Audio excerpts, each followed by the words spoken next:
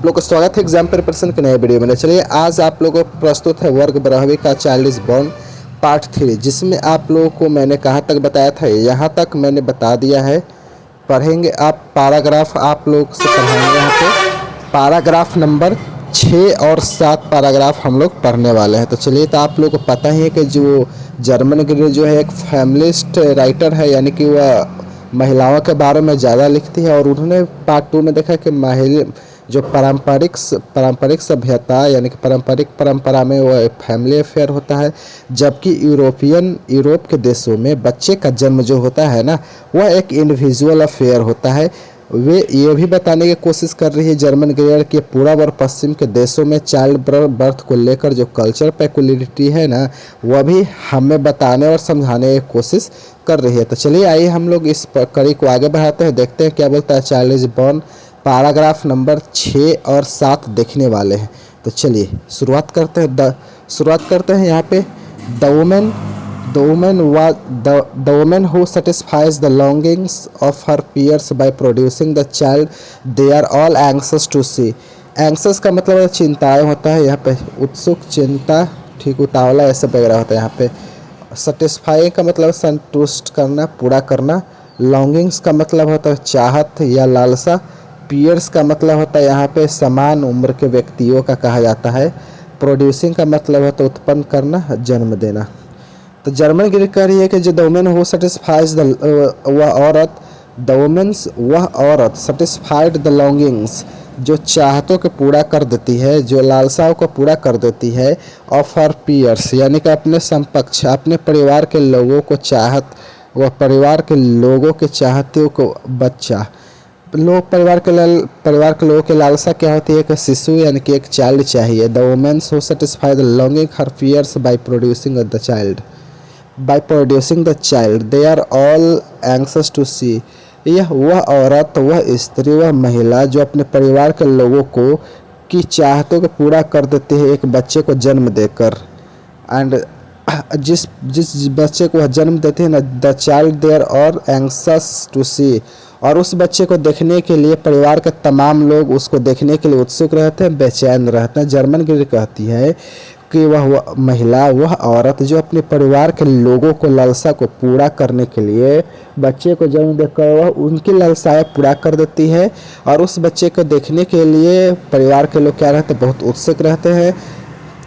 Finds her achievement celebrated in ways the dramatise her success. वो कह रहे हैं कि जो finds her achievement celebrated in ways that dramatise her success, वह औरत जो बच्चे को जन्म देकर अपने आसपास के लोगों की इच्छाओं की पूर्ति कर देती है। वह देखती है कि कैसे उस अचीवमेंट को, वह शिशु को जन्म को अचीवमेंट कहा जाता है, यहाँ पे उपलब्धि कहा जा रहा है। तो इस उपलब्धि को देखते ही कैसे सेलिब्रेट किया जाता है, कैसे उत्सव मनाया जाता है, कैसे खुशियाँ मनाई जाती है।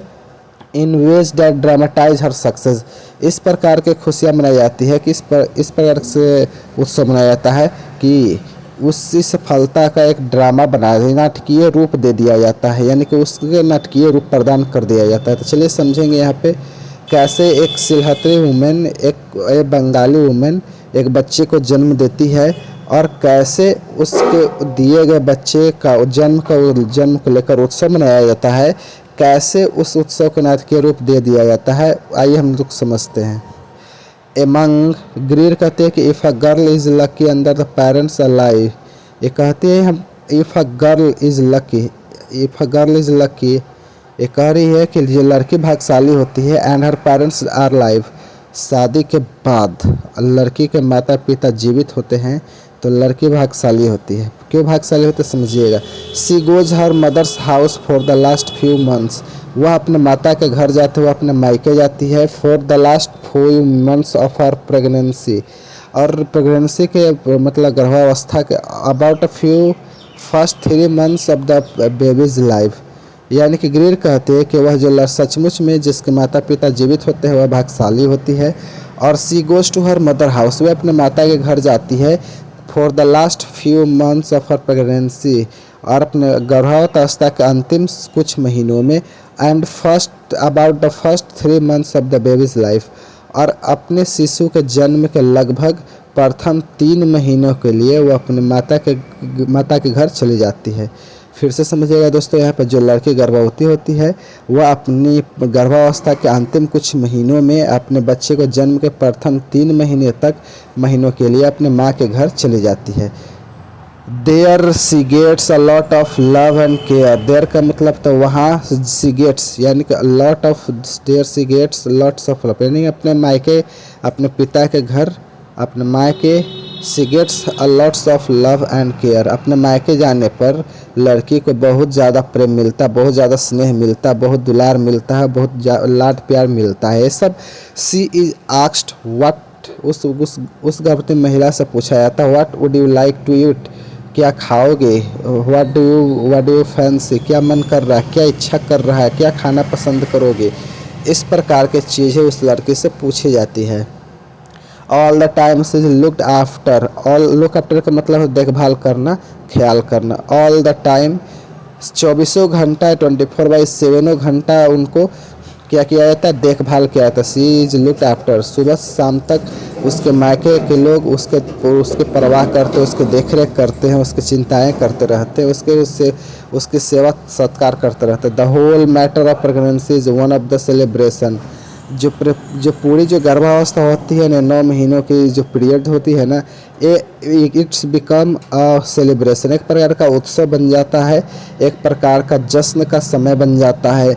When the baby is born, और जब बच्चे का जन्म हो जाता है तो it is an occasion of joy for the whole family.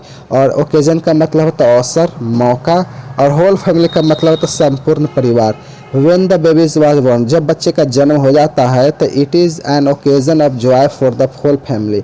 और तो अब यह संपूर्ण परिवार के लिए एक उत्सव का माहौल बन जाता है, खुशी मनाने का एक अवसर अवसर मिल जाता है, मौका बन जाता है, मौका मिल जाता है जब बच्चे का जन्म हो जाता है तब। तो बच्चे का जन्म होना पूरे परिवार के लिए उत्सव का रूप में मनाया जाता है। The naming ceremony is lovely.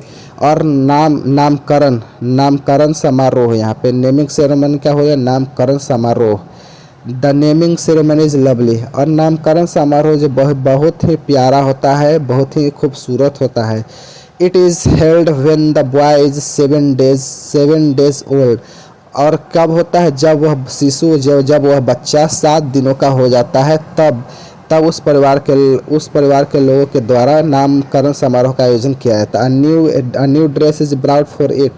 और शिशु के लिए a new dress is brought for it. शिशु के लिए, उस नवजात शिशु के लिए एक नया कपड़ा खरीदा जाता है। For it new sari for the mothers. और माता के लिए एक नई साड़ी खरीदी जाती है। There is feasting and singing until late at night. और रात में बहुत देर रात तक क्या क्या चलता है, फेस्टिंग यानी कि भोज चलता है, लोग छक कर खाते हैं, सिंगे, और लोग खूब देर रात तक नाचते हैं, गाते हैं। अनटिल लेट एट नाइट, बहुत देर रात तक, यानी कि जो नामकरण समारोह होता है ना 7 दिनों के बाद आयोजित की जाती है, 7वें दिन आयोजित किए थे, उसमें शिशु के लिए नया कपड़ा और माता के लिए न्यू साड़ी खरीदी जाती है। And there is feasting and the singing until late at night. और देर रात तक लोग क्या करते हैं, खाना खाते हैं और नृत्य और गान भी करते हैं। The women and girls gather, the women यानी औरत, the women and girls gather and singing songs. वहाँ पे बहुत सारे औरतें और लड़कियाँ एक गैदरिंग होती है, जमा होती है। आसपास के पड़ोस लोग जो महिलाएं होती है लड़कियां, ये सब गैदरिंग होती है और गाना गाती, खूब गीत गाती है। Garlands of turmeric and garlic, माला और गार्लिक मतलब हाथ मतलब होता है यहाँ पे लहसुन, ठीक है। तो यहाँ पे garlands of turmeric and garlic are on to one off evil spirits. और इविल स्पिरिट का मतलब है दुरात्मा को, भूत पिशाच को। वार्ड ऑफ का मतलब होता है दूर भगाना।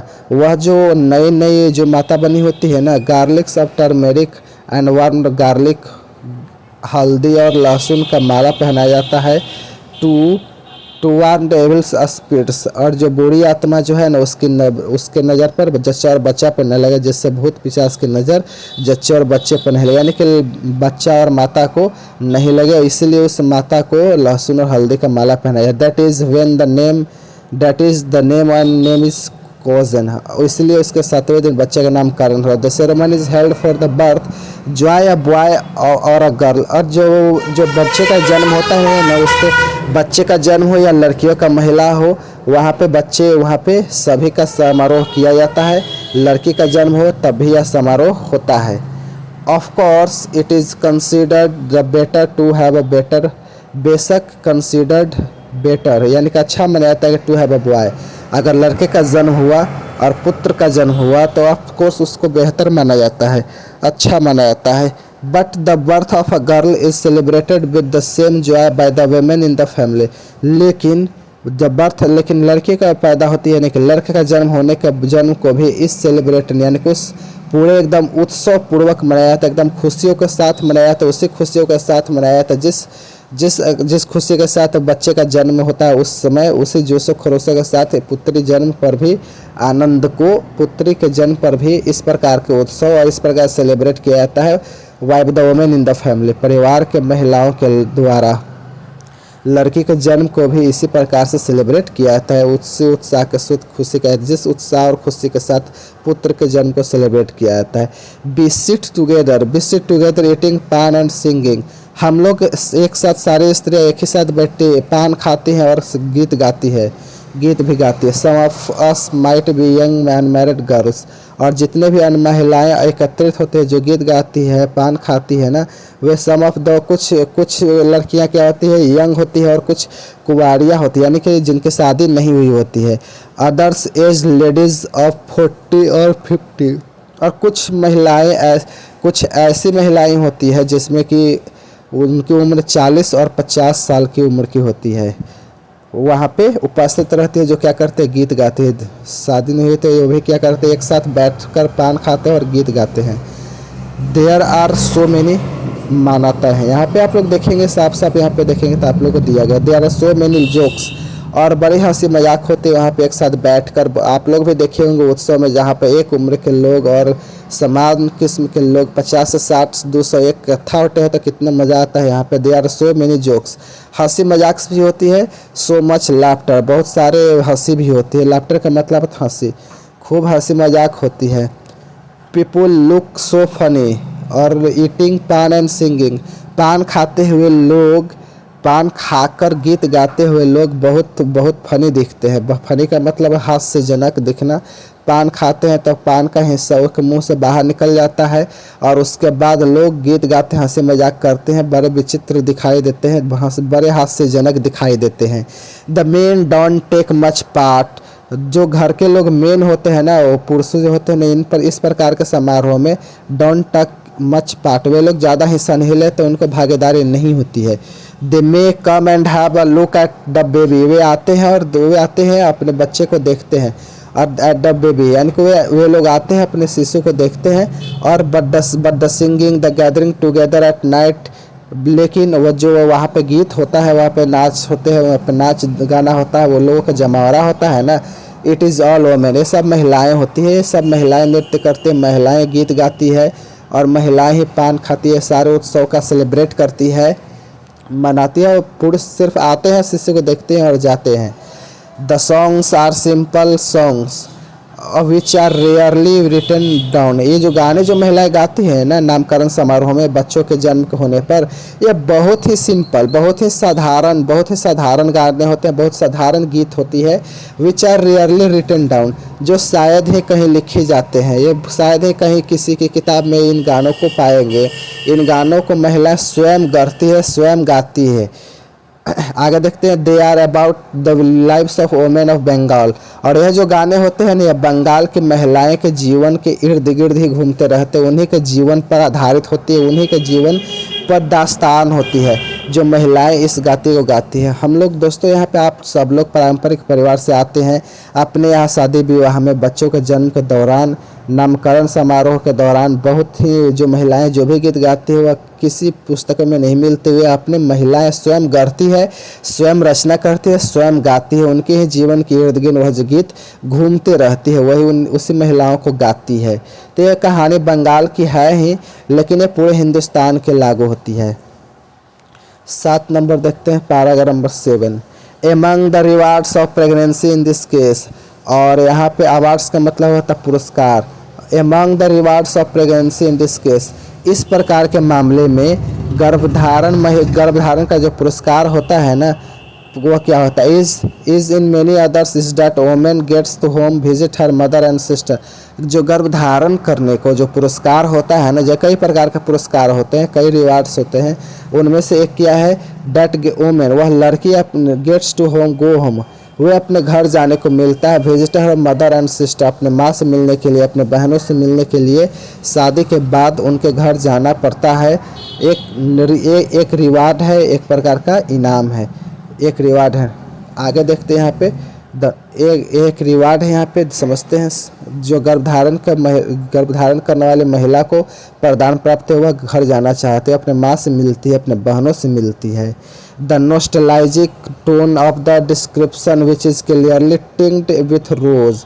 ये तो दोस्तों यहाँ पर नॉस्टैल्जिक क्या होता है, यहाँ पर नॉस्टैल्जिक का मतलब अतीत के याद की आगन, जो मिली जुली भावनाएं होती है ना, नॉस्टैल्जिक टोन होती है। जो अपने मायके घर जाती है ना, अपने माँ से मिलती है ना, अपने बहनों से मिलती है ना, तो nostalgic tone of description which is tinged with rose, वे अतीत को गुलाबी यादों में खो जाती है, गुलाबी यादों में खो जाती है।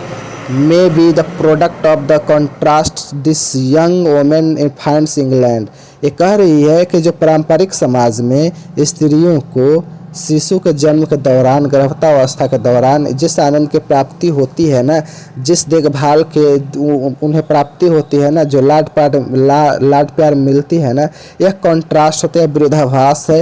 ये एक इंग्लिश वुमेन को ये सब प्राप्त नहीं होता है जो पारंपरिक समाज में और महिलाओं को मिलती है।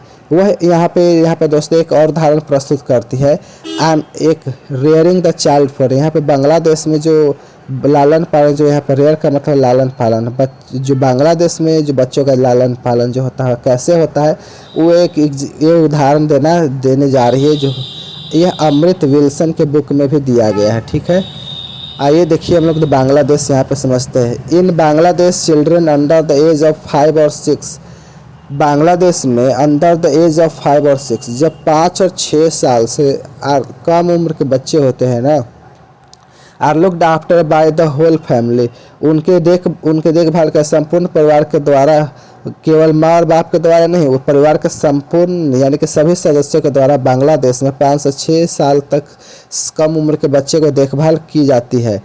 अपने हिंदुस्तान में भी ऐसे ही होता है। All the children of joint family, जो ज्वाइंट फैमिली का मतलब बड़ा संयुक्त परिवार, बड़ा फैमिली, दादा दादी, चाचा चाची, काका काकी, सब इसमें रहते हैं, सब मम्मी पापा ये लोग, सभी भाई बहन सब लोग रहते हैं। इसी को बोलते हैं हम लोग joint family. All the childrens of the joint family are looked after together, यानी कि दोस्तों यहाँ पे जो बच्चों का जो लुक्ड आफ्टर, बच्चों का जो देखभाल होती है ना, वह पूरे सब परिवार के द्वारा, पूरे संयुक्त परिवार के द्वारा की जाती है। They are taken to the pond for the bath perhaps by one and daughter in law. एक परिवार में जितने बच्चे होते हैं ना, they are taken to the pond, उनके कुएं के पास, तालाब के पास, पोखरे के पास जाया जाता है फॉर अ बाथ, नहलाने के लिए। Perhaps by one daughter in law, परिवार के कई सदस्य यानी किसी एक बहू के द्वारा तमाम बच्चों को, सारे बच्चों को कुएं के पास नहलाने के लिए ले जाया जाता है, स्नान कराने के लिए ले जाया जाता है। And she bathes them all, और वहीं जो बहू होती है ना, सी बेथ्स देम, सारे बच्चों को तालाब पे ले जाकर उनको नहला देती है, स्नान करवा देती है। Then they all come and sit down to it, और स्नान करने के बाद सारे बच्चे घर आते हैं और सिट डाउन टू इट, और आराम से खाना खाने के लिए बैठ जाते हैं। Perhaps the youngest daughter in law has cooked the meal, और शायद उस परिवार के सबसे छोटी बहू होती है ना, जो यंगेस्ट डॉटर इन लॉ होती है, कुक्स द मील, वही खाना पकाती है। यहाँ पे दोस्तों जो परिवार के जो लोग हैं, जो परिवार की एक बहू सारे बच्चों का स्नान कराने के लिए कुएं के पास लेकर जाती है, और परिवार के सबसे छोटी बहू होती है, वह क्या करती है, खाना बनाने का काम करती है। अनदर वोमेन फीड्स देम, और कोई और महिला उन बच्चों को क्या करती है, खिलाती है, और नहलाया किसी और ने, और बच्चों को खाना बनाया किसी और ने, बच्चों को खाना खिलाया किसी और ने। ये हुआ joint family. As for playing the children play out the door, as for जहाँ तक एज फॉर प्लेइंग यानी कि जहाँ तक खेलने की बात है, the children play out of doors, और बच्चे घर के अंदर नहीं खेलते, बच्चे घर के बाहर खेलते हैं with natural objects. Natural objects का मतलब प्राकृतिक वस्तुओं के साथ बच्चे खेलते हैं। हर पीपल से, और लोग कहते हैं कि Asian children don't play with toys, और यूरोप के लोग कहते हैं कि एशियन चिल्ड्रन, जो एशिया महादेश के जो बच्चे होते हैं ना, डोंट प्ले द टॉयज, ये लोग खिलौने से नहीं खेलते, ये लोग प्राकृतिक वस्तुओं से खेलते हैं। कुत्तों से बच्चों से खेलते हैं, बिल्लियों से खेलते हैं, गाय के बच्चों से साथ खेलते हैं, पेड़ पौधों के साथ खेलते हैं, इन मिट्टी से खेलते हैं, खिलौने से नहीं खेलते हैं। In Bangladesh they do not need toys, Bangladesh के बच्चे को बांग्लादेश में खिलौने की ज़रूरत नहीं पड़ता, सब वस्तु प्राकृतिक वस्तुओं से खेलती हैं। They make their own simple things, Bangladesh के बच्चे होते हैं ना, खेलने के लिए अपने स्वयं को वस्तुओं का निर्माण करते हैं, और वे लोग खिलौने से नहीं खेलते, वे प्राकृतिक वस्तुओं से खेलते हैं और स्वयं वस्तुओं का निर्माण करते हैं और स्वयं उसी से खेलते हैं। आइए देखते हैं इन द आफ्टरनून, दोपहर में, they love their Rupkatha fairy tales, यानी कि 12 से 2 के बीच ये बांग्लादेश के जो बच्चे होते हैं ना, वह फेयर टेल्स यानी परी कथा सुनते हैं। में भी देवी देवताओं की कथा सुनते हैं। वे लोग बांग्लादेश में जो रूपथका बोला जाता है, परी कथाओं को बोलते हैं, अभी सुनते होंगे दादियों से। बांग्लादेश में दोपहर में लोग सुनते हैं। में there is a favourite aunt, और फेवरेट एक पसंदीदा आंट होती है, यानी कि बच्चों की एक पसंदीदा आंट होती है। से टेल्स देम दिस स्टोरी, वही बच्चों को क्या सुनाती है, स्टोरी सुनाती है। नहलाया किसी और ने, खिलाया किसी और ने, और खाना पकाया किसी और ने, और बच्चों को कहानी सुनाया किसी और ने। ये है जॉइंट फैमिली, ये है संयुक्त परिवार, ये है संयुक्त परिवार का आनंद।